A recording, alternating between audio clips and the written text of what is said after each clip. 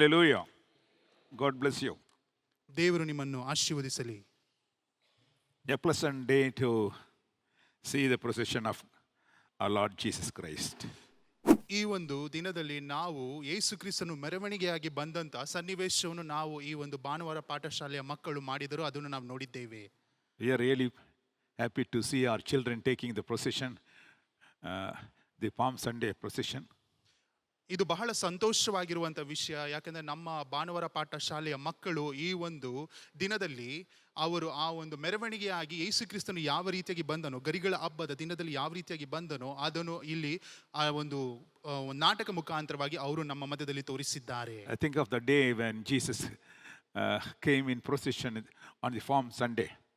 ಆ ಒಂದು ಗರಿಗಳ ಹಬ್ಬದ ದಿನದಲ್ಲಿ ಯೇಸು ಕ್ರಿಸ್ತನು ಯಾವ ರೀತಿಯಾಗಿ ಬಂದನೋ ಅದನ್ನು ನಾನು ಯೋಚನೆ ಮಾಡಿ ನೋಡುತ್ತಿದ್ದೆನು. If you refer to Zechariah chapter 9 verse 9 says,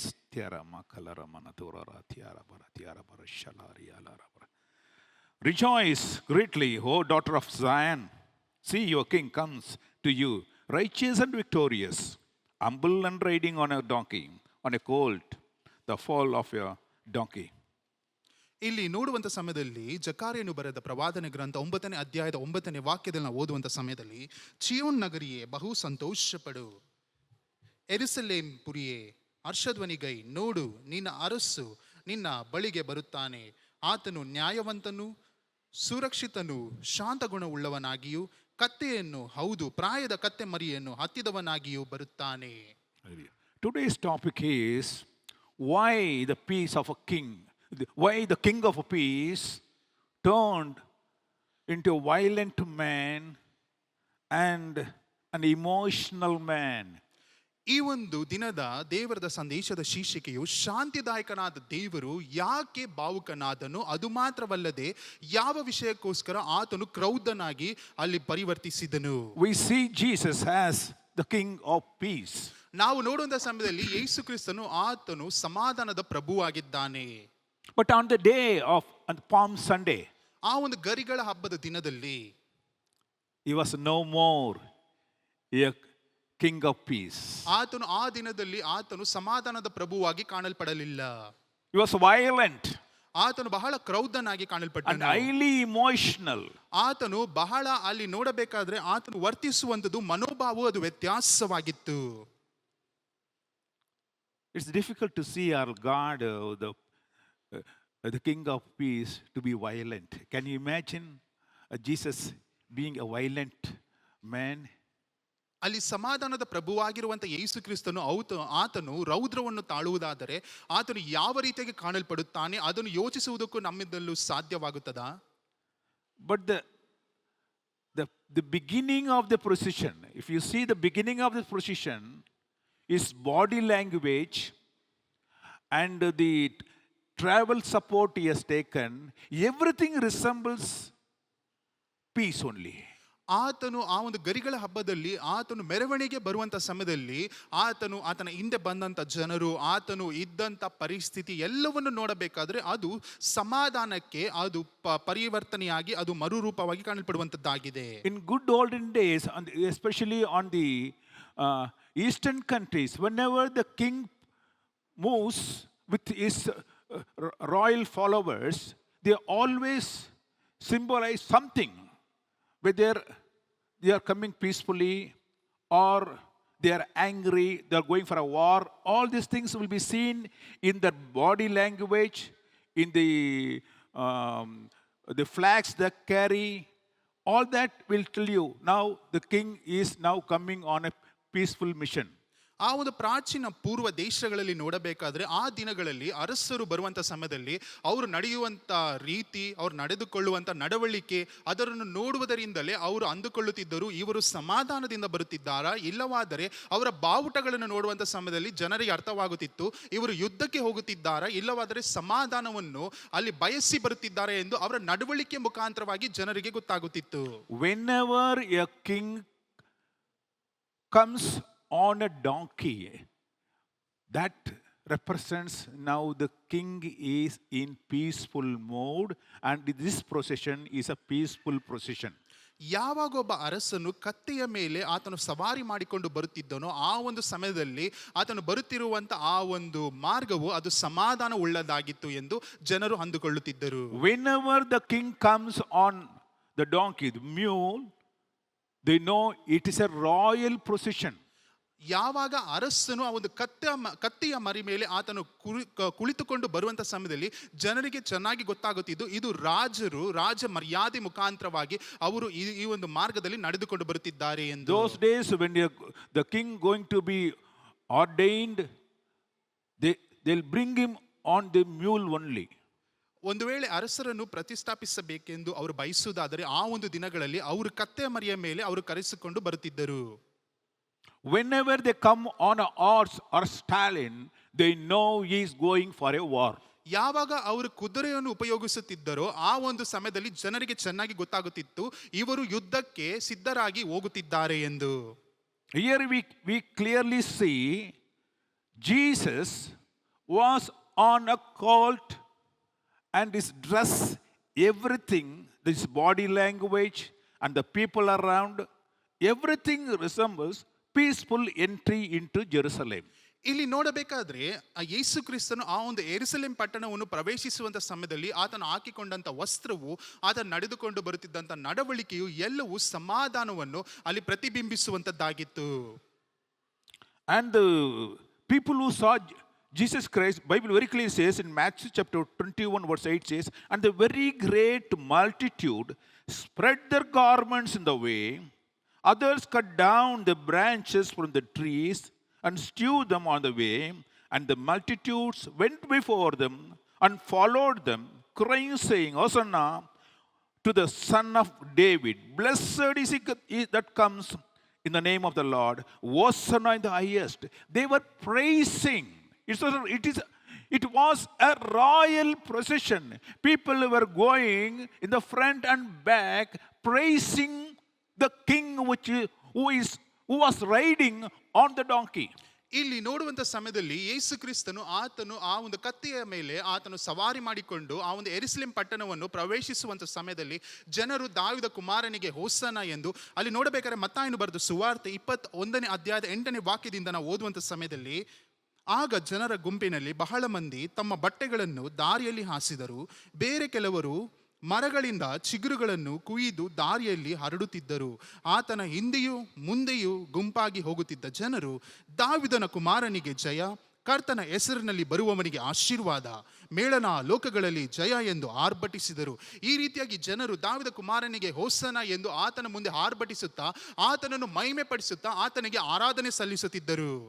Hallelujah. Hallelujah. Hallelujah. Hallelujah. There's a new procession entering into the church, and there was a man riding on the mule, and people around him praising him. And the people who were in Jerusalem, when they saw this, they were perplexed, and they asked, "Who is this? Who is this coming?" ಅಲ್ಲಿ ನೋಡಬೇಕಾದ್ರೆ ಅವರು ಆ ಒಂದು ದೇವರ ಆಲಯದಿಂದ ಯೇಸು ಕ್ರಿಸ್ತನು ಬರುವಂತ ಸಮಯದಲ್ಲಿ ಆತನು ಆ ಒಂದು ಕತ್ತೆಯ ಮೇಲೆ ಕುಳಿತುಕೊಂಡು ಆತನು ಮೆರವಣಿಗೆಯಾಗಿ ಬರುವಂತ ಸಮಯದಲ್ಲಿ ಆತನ ಸಂಗಡ ಇದ್ದಂತ ಜನರು ಎಲ್ಲರೂ ದಾವೀದ ಕುಮಾರನಿಗೆ ಹೋಸನ ಎಂದು ಜಯಘೋಷ ಮಾಡುತ್ತಾ ಆತನಿಗೆ ಆರಾಧನೆ ಸಲ್ಲಿಸುತ್ತಾ ಬರುವಂತ ಸಮಯದಲ್ಲಿ ಅಲ್ಲಿ ಆ ಒಂದು ಯೆರೂಸಲೇಮಿನಲ್ಲಿ ಇದ್ದಂತ ಜನರು ಅಲ್ಲಿರುವಂತ ಜನರನ್ನು ನೋಡಿ ಕೇಳುತ್ತಾರೆ, ಈ ಒಂದು ವ್ಯಕ್ತಿ ಯಾರು, ಈ ಒಂದು ವ್ಯಕ್ತಿ ಯಾಕೆ ಈ ರೀತಿಯಾಗಿ ಬರುತ್ತಿದ್ದಾನೆ, ಈ ರೀತಿಯಾದ ಒಂದು ಸಂಭ್ರಮವನ್ನು ಯಾಕೆ ಮಾಡುತ್ತಿದ್ದಾರೆ ಎಂದು ಜನರು ಅಲ್ಲಿರುವಂತ ಜನರನ್ನು ನೋಡಿ ಪ್ರಶ್ನೆ ಕೇಳುವುದನ್ನು ನಾವು ನೋಡುತ್ತೇವೆ. In Zechariah 9:9 we already seen he is the righteous and victorious king. ನಾವು ಅಲ್ಲಿ ಜಕಾರ್ಯನು ಬರೆದ ಪ್ರವಾದನೆ ಗ್ರಂಥ 9:9 ನಾವು ಈಗಾಗಲೇ ನೋಡಿದ್ದೇವೆ. ಆತನು ಜಯಶಾಲಿ ಹೊಂದಿರುವಂತ ದೇವರು, humble and meek king. ಆತನು ಬಹಳ ಶಾಂತ ಉಳ್ಳವನಾಗಿರುವಂತ ದೇವರು. But the people here, they did not know him. ಆದ್ರೆ ಇಲ್ಲಿರುವಂತ ಜನರು ಆತನು ಎಂತವನು ಎಂದು ಅವರು ಅರಿತಿರಲಿಲ್ಲ. They were asking, who is this person who is coming? You see, entering into Jerusalem in a royal procession. ಇಲ್ಲಿರುವಂತ ಜನರು ಅಲ್ಲಿ ಆ ಒಂದು ಜಾಗದಿಂದ ಬರುವಂತ ಜನರನ್ನು ನೋಡಿ ಕೇಳುತ್ತಾರೆ, ಈ ಒಂದು ವ್ಯಕ್ತಿ ಯಾರು, ಯಾಕೆ ಈತನು ಒಂದು ಅರಸನ ರೀತಿಯಲ್ಲಿ ಯೆರೂಸಲೇಮ್ ಪಟ್ಟಣವನ್ನು ಪ್ರವೇಶಿಸುತ್ತಿದ್ದಾನೆ ಎಂದು ಪ್ರಶ್ನೆ ಮಾಡುವುದನ್ನು ನಾವು ನೋಡುತ್ತೇವೆ. And the Bible very clearly says the multitude answered that he was a prophet from Nazareth. ಅಲ್ಲಿ ಸತ್ಯದ ವಾಕ್ಯವು ಸ್ಪಷ್ಟವಾಗಿ ಬರೆಯಲ್ಪಟ್ಟಿದೆ. ಅಲ್ಲಿ ಇದ್ದಂತ ಜನ ಸಮೂಹವು ಅಲ್ಲಿ ಹೇಳುವಂತ ಕಾರ್ಯ, ಈತನು ನಜರೇತಿನಿಂದ ಬಂದಂತ ಪ್ರವಾದಿಯಾಗಿದ್ದಾನೆ. And some people said, we are following him and we are praising him because Bible very clearly says in Luke chapter 19 verse 37, Luke chapter 19 verse 37 very clearly says, when he was come nigh, even now at the descent of the Mount Olives, the whole multitude of the disciples began to rejoice and praise him with a loud voice for all the mighty works that they had seen. ಇಲ್ಲಿ ಇರುವಂತ ಜನ ಸಮೂಹವು ಅವರನ್ನು ನೋಡಿ ಹೇಳುವಂತ ಸಮಯದಲ್ಲಿ ಯಾವ ರೀತಿಯಾಗಿ ಅವರ ಉತ್ತರ ಇತ್ತು ಎಂದು ನೋಡಬೇಕಾದ್ರೆ, ಲೂಕನು ಬರೆದ ಸುವಾರ್ತೆ ಅಲ್ಲಿ 19ನೇ ಅಧ್ಯಾಯದ 37ನೇ ವಾಕ್ಯದಲ್ಲಿ ಬರೆಯಲ್ಪಟ್ಟಿದೆ, ಆತನು ಪಟ್ಟಣವನ್ನು ಸಮೀಪಿಸಿ ಎಣ್ಣೆ ಮರಗಳ ಗುಡ್ಡದಿಂದ ಇಳಿಯುವ ಸ್ಥಳಕ್ಕೆ ಬಂದಾಗ ಶಿಷ್ಯ ಮಂಡಳಿಯವರೆಲ್ಲ ಸಂತೋಷ ಪಡುತ್ತಾ ತಾವು ಕಂಡಿದ್ದ ಎಲ್ಲಾ ಮಹತ್ ಕಾರ್ಯಗಳ ವಿಷಯದಲ್ಲಿ ಕರ್ತನ ಹೆಸರಿನಲ್ಲಿ ಬರುವ ಅರಸನಿಗೆ ಆಶೀರ್ವಾದ, ಪರಲೋಕದಲ್ಲಿ ಮಂಗಳ, ಮೇಳನ ಲೋಕಗಳಲ್ಲಿ ಮಹಿಮೆ ಎಂದು ಮಹಾಶಬ್ದದಿಂದ ದೇವರನ್ನು ಕೊಂಡಾಡುವುದಕ್ಕೆ ಪ್ರಾರಂಭಿಸಿದರು. Hallelujah. Hallelujah. Who were these people? ಯಾರು ಈ ಒಂದು ಜನರು? Who were the people that were praising him? ಯಾರು ಜನರು ಆತನನ್ನು ಮಹಿಮೆ ಪಡಿಸುತ್ತಿದ್ದರು? They were the people who received benefit. They were the people who received miracles in their lives. ಈ ಒಂದು ಜನರು ಯೇಸು ಕ್ರಿಸ್ತನ ಮುಖಾಂತರವಾಗಿ ಲಾಭವನ್ನು ಪಡೆದಂತ ಜನರು. ಅದು ಮಾತ್ರವಲ್ಲ, ಅಲ್ಲಿ ಬಿಡುಗಡೆ ಹೊಂದಿಕೊಂಡಂತ ಜನರು ಈ ಒಂದು ಜನರಾಗಿದ್ದಾರೆ. They have received benefit from God, from Jesus of Nazareth. So they knew him as a prophet who gives them the good things which they want. ಈ ಒಂದು ನಜರೇತಿನಾದ ಯೇಸು ಕ್ರಿಸ್ತನು ಯಾರು ಎಂದು ಈ ಜನರು ಅರಿತುಕೊಂಡಿದ್ದರು. ಯಾಕೆಂದ್ರೆ ಆತನ ಮುಖಾಂತರವಾಗಿ ಅವರಿಗೆ ಬಿಡುಗಡೆಯಾಗಿತ್ತು. ಅದು ಮಾತ್ರವಲ್ಲ, ಆತನ ಮುಖಾಂತರವಾಗಿ ಲಾಭವನ್ನು ಪಡೆದಂತ ಜನರು. ಅದು ಮಾತ್ರವಲ್ಲ, ಆತನು ಪ್ರವಾದಿ ಎಂದು ಅವರು ಈಗಾಗಲೇ ನೇಮಿಸಿಕೊಂಡಿರುವಂತ ಜನರಾಗಿದ್ದರು. ಅದರ ಮುಖಾಂತರವಾಗಿ ಅವರು ಯೇಸುವನ್ನು ಸ್ವೀಕರಿಸಿದರು. So far these people have seen Jesus doing miracles, doing wonderful things in their lives and showing goodness towards them. ಇಲ್ಲಿಯವರೆಗೂ ಯೇಸು ಕ್ರಿಸ್ತನನ್ನು ಅವರು ಒಳ್ಳೆಯ ಕೆಲಸ ಕಾರ್ಯಗಳನ್ನು ಮಾಡುವಂತ ವ್ಯಕ್ತಿ, ಅದು ಮಾತ್ರವಲ್ಲ ಅವರಿಗೆ ಅಲ್ಲಿ ಬಿಡುಗಡೆ ಕೊಡುವಂತ ವ್ಯಕ್ತಿ, ಅದು ಅದ್ಭುತಗಳನ್ನು ಮಾಡುವಂತ ವ್ಯಕ್ತಿ ಎಂದು ಮಾತ್ರ ಅವರು ಈಗ ಯೇಸು ಕ್ರಿಸ್ತನನ್ನು ಅರಿತಿದ್ದಾರೆ. So far they seen him a person who helps them in their need. ಅವರಿಗೆ ಕಷ್ಟ ಇರುವಂತ ಸಮಯದಲ್ಲಿ ಸಹಾಯ ಮಾಡುವಂತ ವ್ಯಕ್ತಿ ಎಂದು ಅವರು ಈಗ ತಿಳಿದುಕೊಂಡಿದ್ದಾರೆ. So they wanted, basically that time Jerusalem was ruled by Roman Empire. ಆ ಒಂದು ದಿನಗಳಲ್ಲಿ ಯೆರೂಸಲೇಮ್ ಪಟ್ಟಣವು ರೋಮಾಪುರದವರಿಂದ ಆಳಲ್ಪಡುತ್ತಿತ್ತಂತ ಒಂದು ಪಟ್ಟಣವಾಗಿತ್ತು. They didn't have any king. ಅವರ ಬಳಿಯಲ್ಲಿ ಯಾವ ಅರಸನೂ ಇರಲಿಲ್ಲ. Jerusalem did not have a separate king of their own. ಅವರಿಗೆ ಯಾವ ಒಂದು ಅರಸನು ಅವರಿಗೆಂದು ಯಾರು ಇರಲಿಲ್ಲ. They were slaves to Romans. ಅವರು ರೋಮರಿಗೆ ದಾಸತ್ವದಲ್ಲಿ ಇದ್ದಂತ ಯೆರೂಸಲೇಮಿನ ಜನರಾಗಿದ್ದರು. So when they saw Jesus Christ coming on a mule, they assumed that here is the king who is going to save them from the slavery.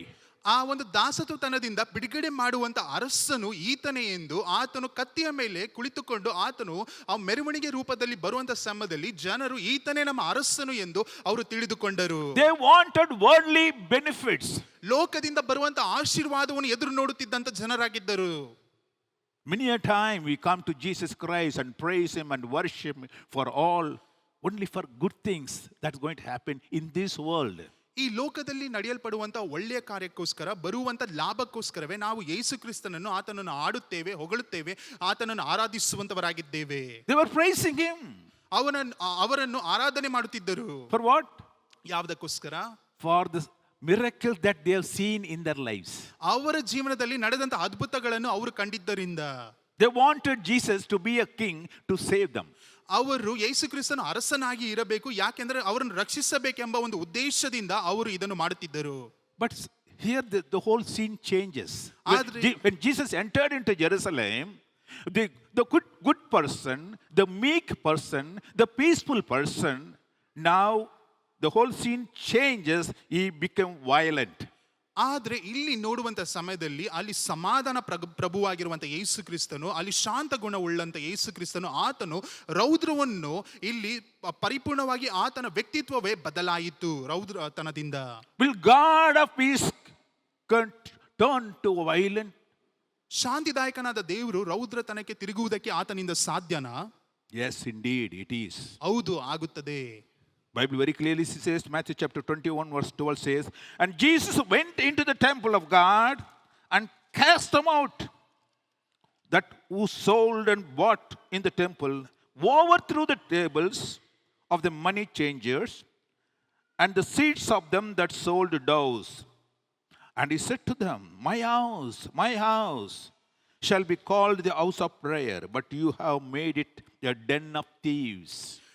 ಹೌದು, ಇದು ಆಗುತ್ತದೆ. ಯಾಕೆಂದ್ರೆ ಮತ್ತಾಯನು ಬರೆದ ಸುವಾರ್ತೆ 21ನೇ ಅಧ್ಯಾಯದ 12ನೇ ವಾಕ್ಯದಿಂದ ಓದುವಂತ ಸಮಯದಲ್ಲಿ, ಬಳಿಕ ಯೇಸು ದೇವಾಲಯಕ್ಕೆ ಹೋಗಿ ಅದರಲ್ಲಿ ಮಾರುವ ಕೊಳ್ಳುವ ಎಲ್ಲರನ್ನು ಹೊರಡಿಸಿ ಬಿಟ್ಟು ಚೀನಿವಾರರ ಮೇಜುಗಳನ್ನು, ಪಾರಿವಾಳ ಮಾರುವವರ ಕಲ್ಮಣಿಗಳನ್ನು ಕೆಡವಿ ಅವರಿಗೆ, ನನ್ನ ಆಲಯವು ಪ್ರಾರ್ಥನಾ ಆಲಯವೆನಿಸಿಕೊಳ್ಳುವುದು ಎಂದು ಬರೆದದೆ, ಆದರೆ ನೀವು ಅದನ್ನು ಕಳ್ಳರ ಗವಿ ಮಾಡುತ್ತೀರಿ ಎಂದು ಹೇಳಿದನು.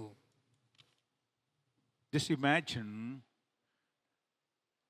a helpful God who does all the time good things, bringing benefits to the people, healing them, turned into a violent person and throws away all the tables and throws away everything that was found there and spoiling their business, chasing them out of their business.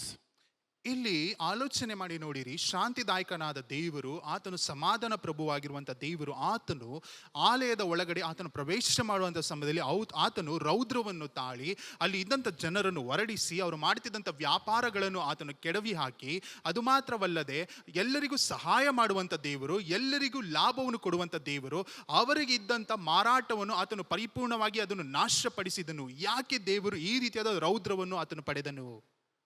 If I were there as a businessman doing some buying and selling there, if I had seen Jesus Christ that time coming towards me, I could have invited him, please Jesus, come and bless my business here, and I'm doing the business, let my business grow in multifold. Why don't you come and bless this?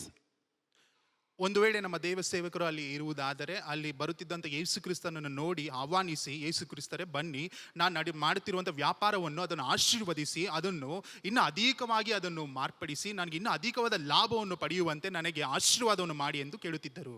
It's a nice place in the temple to do business, and I can see a lot of people here around, and a lot of sales is going happening, so you also come, you bless this. ಯಾಕಂದ್ರೆ ಈ ಒಂದು ಪ್ರದೇಶವು ವ್ಯಾಪಾರ ಮಾಡುವುದಕ್ಕೆ ಬಹಳ ಚೆನ್ನಾಗಿ ಇದೆ. ಯಾಕಂದ್ರೆ ಜನರು ಹೋಗುವಂಥವರು ಬರುವಂಥವರಾಗಿದ್ದಾರೆ. ಯಾಕಂದ್ರೆ ಇದು ದೇವರ ಆಲಯವಾಗಿದೆ, ಅದರ ಮುಖಾಂತರವಾಗಿ ಚೆನ್ನಾಗಿ ವ್ಯಾಪಾರವಾಗುತ್ತದೆ, ಲಾಭವೂ ಸಹ ಬರುತ್ತದೆ. ನನಗೆ ಇದನ್ನು ಆಶೀರ್ವಾದ ಮಾಡಿಕೊಡಿ ದೇವರೇ ಎಂದು ಕೇಳುತ್ತಿದ್ದರು. In that time Jesus turns your table down and throws you out. ಆ ಒಂದು ಸಮಯದಲ್ಲಿ ಯೇಸು ಕ್ರಿಸ್ತನು ನೀವು ಹಾಕಿರುವಂತ ಮೇಜನ್ನು ಅದನ್ನು ಹೊರಡಿಸಿ ಬಿಟ್ಟು ನಿಮ್ಮನ್ನು ಹೊರಗಡೆ ಆತನು ಹಾಕಿ ಬಿಡುತ್ತಾನೆ. And throws you out of your business from that place. ಆ ಒಂದು ಜಾಗದಲ್ಲಿ ನೀವು ಮಾಡುತ್ತಿರುವಂತ ವ್ಯಾಪಾರದಿಂದ ಆತನು ಹೊರಗಡೆ ಬಿಸಾಡಿ ಬಿಡುತ್ತಾನೆ. What do you think? ನೀವೇನೆಂದು ಅಂದುಕೊಳ್ಳುತ್ತೀರಾ? I expected peace from this person. I expected goodness from this person. Now he is against me. ನಾನು ಈ ಒಂದು ವ್ಯಕ್ತಿಯಿಂದ ಎದುರು ನೋಡುವಂಥದ್ದು ಕಾರ್ಯ ಸಮಾಧಾನ, ಅದು ಮಾತ್ರವಲ್ಲ ಆತನಿಂದ ಲಾಭವನ್ನು ಎದುರು ನೋಡುತ್ತಿದ್ದೇನೆ, ಆದರೆ ಈಗ ಈತನಿಂದ ಎಲ್ಲವೂ ನಷ್ಟವಾಗುತ್ತಿದೆ. My dear friend, ನನ್ನ ಪ್ರೀತಿಯುಳ್ಳ ಸಹೋದರನೇ, he is a God of peace. ಆತನು ಸಮಾಧಾನದ ಪ್ರಭುವಾಗಿದ್ದಾನೆ. He shows patience to the people. ಆತನು ಬಹಳ ಅಲ್ಲಿ ಸಮಾಧಾನವನ್ನು, ಅದು ಮಾತ್ರವಲ್ಲ ಬಹಳ ಆತನು ವಾತ್ಸಲ್ಯವನ್ನು ತೋರಿಸುವಂತ ದೇವನಾಗಿದ್ದಾನೆ. He is a God of mercy. ಯಾಕಂದ್ರೆ ಆತನು ಕರುಣೆಯನ್ನು ತೋರಿಸುವಂತ ದೇವರು. He forgives our sins. ಆತ ನಮ್ಮ ಪಾಪವನ್ನು ಕ್ಷಮಿಸುವಂತವನು. He restores our life. ನಮ್ಮ ಜೀವನವನ್ನು ಮತ್ತೆ ಹಿಂತಿರುಗಿ ಕಟ್ಟುವಂತವನು. But that does not mean he accepts all the sins we commit. ಅದರ ಅರ್ಥ ನಾವು ಮಾಡುವಂತ ಪಾಪಗಳನ್ನೆಲ್ಲವನ್ನೂ ಆತನು ಕ್ಷಮಿಸಿ ಅದನ್ನು ಗ್ರಹಿಸಿಕೊಂಡು ತೆಗೆದುಕೊಳ್ಳುತ್ತಾನೆ ಎಂಬುದಾಗಿ ಅಲ್ಲ. He doesn't accept your sin. ನಿಮ್ಮ ಪಾಪಗಳನ್ನು ಎಂದಿಗೂ ಆತನು ತೆಗೆದುಕೊಳ್ಳುವುದಿಲ್ಲ. He accepts you. He shows mercy to you. He shows forgiveness to you. But he does not accept sin. ನಿಮ್ಮನ್ನು ಆರಿಸಿ ತೆಗೆದುಕೊಂಡಿದ್ದಾನೆ, ನಿಮಗೆ ಬೇಕಾಗಿರುವಂತಹ ಕರುಣೆಯನ್ನು ತೋರಿಸುತ್ತಾನೆ, ಅದು ಮಾತ್ರವಲ್ಲ ನಿಮಗೆ ಬೇಕಾಗಿರುವಂತಹ ಪ್ರತಿಯೊಂದನ್ನು ಆತನು ಕೊಡುವಂತವನಾಗಿದ್ದಾನೆ. ಆದರೆ ನಿಮ್ಮ ಪಾಪಗಳನ್ನು ಎಂದಿಗೂ ಆತನು ತೆಗೆದುಕೊಳ್ಳುವುದಿಲ್ಲ. Bible very clearly says, from the day God started the ministry, from that day onwards, he was against all hypocrisy. ಅಲ್ಲಿ ಸತ್ಯದ ವಾಕ್ಯವು ಸ್ಪಷ್ಟವಾಗಿ ಬರೆಯಲ್ಪಟ್ಟಿದೆ. ಮೋಸ ಮಾಡುವಂಥವರು, ಅನ್ಯಾಯಗಾರರ ಮೇಲೆ ದೇವರು ಯಾವಾಗಲೂ ಕೋಪ ಉಳ್ಳವನು, ಆತನು ಸೇವೆ ಮಾಡುವಂಥ ದಿನದಿಂದಲೂ ಆತನು ಕೋಪ ಉಳ್ಳವನಾಗಿದ್ದನು ಎಂದು ಬರೆಯಲ್ಪಟ್ಟಿದೆ. He doesn't accept any corruption. ನೀವು ಪಾಪ ಮಾಡುವುದಾದರೆ, ಅನ್ಯಾಯವಾಗಿ ಹಣವನ್ನು ಕಸಿದುಕೊಳ್ಳುವುದಾದರೆ ಆತನು ಎಂದಿಗೂ ಅದನ್ನು ತೆಗೆದುಕೊಳ್ಳುವುದಿಲ್ಲ. He doesn't accept the exploitation of the poor. ಇಲ್ಲವಾದರೆ ಬಡತನದಲ್ಲಿ ಇರುವಂತಹ ಜನರ ಮೇಲೆ ನೀವು ದೌರ್ಜನ್ಯವನ್ನು ಎಸಗುವುದಾದರೆ ಆತನು ಅದು ಎಂದಿಗೂ ತೆಗೆದುಕೊಳ್ಳುವುದಿಲ್ಲ. He doesn't accept this sinful activities. ನೀವು ಮಾಡುವಂತ ಪಾಪದ ಕೃತ್ಯಗಳನ್ನು ಎಂದಿಗೂ ಆತನು ತೆಗೆದುಕೊಳ್ಳುವುದಿಲ್ಲ. No doubt, he is merciful towards you. ಸಂಶಯವೇ ಇಲ್ಲ, ಆತನು ನಮ್ಮ ಮೇಲೆ ಕರುಣೆಯನ್ನು ತೋರಿಸುವಂತ ದೇವರೇ. But does not mean he is merciful towards all your sins. ಇದರ ಅರ್ಥ ನೀವು ಮಾಡುವಂತ ಪಾಪಗಳ ಮೇಲೆಯೂ ಸಹ ಆತನು ಕರುಣೆ ತೋರಿಸುತ್ತಾನೆ ಎಂಬುದು ಅರ್ಥವಲ್ಲ. There is a contradiction, my dear friend. ಇದರಲ್ಲಿ ಒಂದು ಬದಲಾವಣೆ, ವ್ಯತ್ಯಾಸ ಇದೆ ನನ್ನ ಪ್ರೀತಿಯುಳ್ಳ ಸ್ನೇಹಿತನೇ. His patience towards you. ನಿಮ್ಮ ಮೇಲೆ ಆತನು ತೋರಿಸುವಂತ ಆ ಒಂದು ಸಮಾಧಾನ.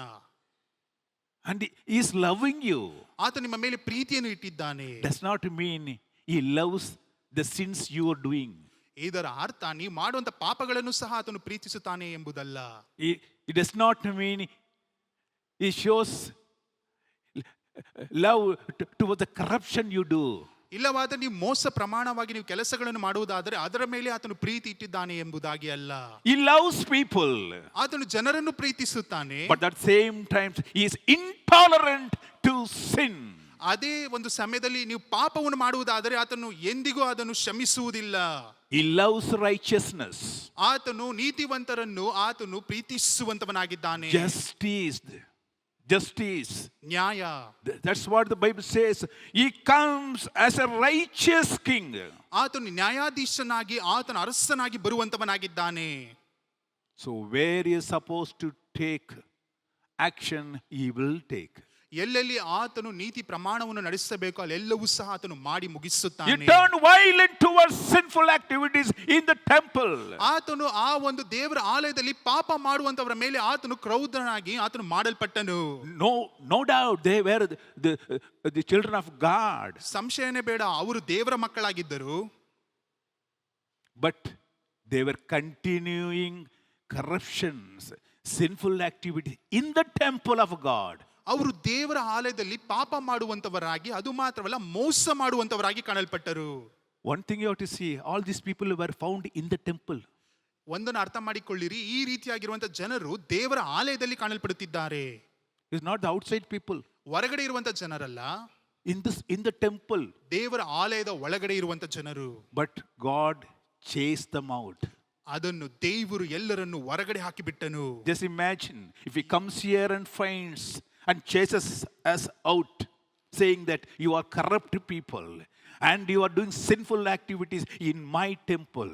ಯೋಚನೆ ಮಾಡಿ ನೋಡಿರಿ, ಒಂದು ವೇಳೆ ಯೇಸು ಕ್ರಿಸ್ತನು ಈ ಒಂದು ಆಲಯದ ಒಳಗಡೆ ಬಂದು ನೀವು ಮಾಡುತ್ತಿರುವುದು ತಪ್ಪು, ನೀವು ಮಾಡುತ್ತಿರುವಂಥದ್ದೆಲ್ಲವೂ ಪಾಪವಾಗಿದೆ, ನೀವು ಮೋಸವಾಗಿ ಕೆಲಸವನ್ನು ಮಾಡುತ್ತಿದ್ದೀರಿ, ನಿಮ್ಮನ್ನು ನಾನು ಹೊರಗಡೆ ಹಾಕಿ ಬಿಡುತ್ತೇನೆ ಎಂದು ನಿಮ್ಮನ್ನು ಹೊರಗಡೆ ಹಾಕುವುದಾದರೆ ಯಾವ ರೀತಿಯಾಗಿರುತ್ತದೆ ನಮ್ಮ ಪರಿಸ್ಥಿತಿ?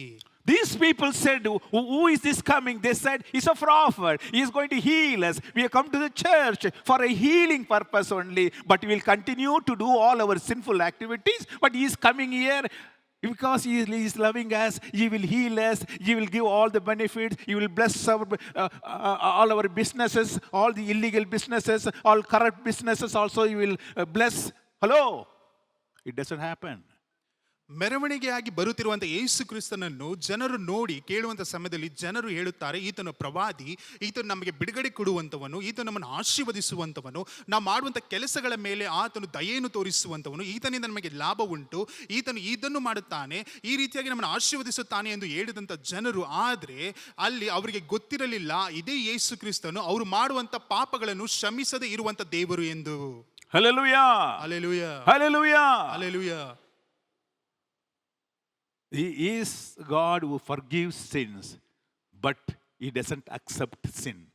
ಅವರು ಪಾಪಗಳನ್ನು ಕ್ಷಮಿಸುವಂತ ದೇವರು ಹೌದು, ಆದರೆ ಪಾಪಗಳನ್ನು ಎಂದಿಗೂ ಆತನು ತೆಗೆದುಕೊಳ್ಳುವುದಿಲ್ಲ. Hallelujah, hallelujah, hallelujah. We must understand the difference, my dear friend. ಇದರಲ್ಲಿರುವಂಥ ವ್ಯತ್ಯಾಸವನ್ನು ಅರ್ಥ ಮಾಡಿಕೊಳ್ಳಬೇಕು ಸ್ನೇಹಿತರೆ. You may love your son